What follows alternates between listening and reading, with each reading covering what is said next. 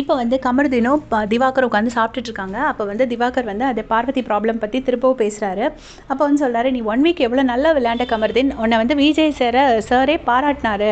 அந்த 1 வீக் உனக்கு நல்ல பேர் வந்துச்சு, நீ டாப் 5ல வருவேங்கிற மாதிரி இருந்த, நீ திரும்பவும் வந்து பாரு கூட போய் சேர்ந்துட்டு அவ கூட சேர்ந்து கேம் விளையாட ஆரம்பிச்சிட்ட அப்படின்னு சொல்லிட்டு திவாகர் சொல்கிறாரு.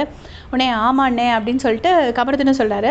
சொல்லிட்டு அதுக்கப்புறம்னா இனிமேல் நம்ம இண்டிவிஜுவலாக விளையாடணுன்னே, ஏன்னா யாருக்கும் இறக்கம் பார்க்கக்கூடாது, நீ எனக்கு பார்க்கக்கூடாது, நான் உனக்கு பார்க்கக்கூடாது, நம்ம எல்லாருமே தனித்தனியாக விளையாடணும், அப்போ தான் வெளியில் தெரியும் அப்படின்னு சொல்லிட்டு 2 பேரும் டிஸ்கஸ் பண்ணுறாங்க.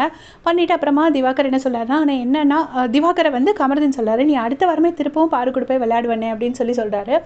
சொன்ன உடனே திவாகர் சொல்கிறாரு, இல்லை அது இப்படி மூஞ்சி அப்படியே வச்சுட்டு வருதா, அது பார்க்கும்போது பாவமாக இருக்குது, அப்படி நம்ம மனசு இறங்கிடுது, ஆனால் நீயும் அந்த மாதிரி விளையாடாத அப்படின்னு சொல்லிட்டு திவாகரும் வந்துட்டு கமருதீனை சொல்கிறாரு.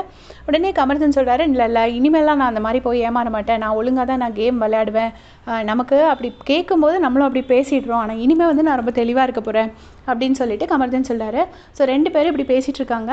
இது எந்த அளவுக்கு வந்து கரெக்டு அப்படிங்கிறது தெரியாது, நம்ம பொறுத்திருந்து தான் பார்க்கணும். அடுத்த வாரம் பார்க்கும்போது மேபி திரும்பவும் அதே ஃப்ரெண்ட்ஷிப் வந்து எல்லாருக்கும் கண்டினியூ ஆகும். இப்போ இப்படி சொல்கிறாங்க பார்வதியை, திரும்பவும் பார்வதி கூட போய் விளையாடுறதுக்கு சான்சஸ் இருக்குது. பொறுத்திருந்து பார்க்கலாம் என்ன நடக்குதுன்னு. இதே மாதிரி அப்படியே செஞ்சுக்கிறதுக்கு சேனல் சப்ஸ்கிரைப் பண்ணிக்கோங்க. தேங்க்ஸ் ஃபார் வாட்சிங்.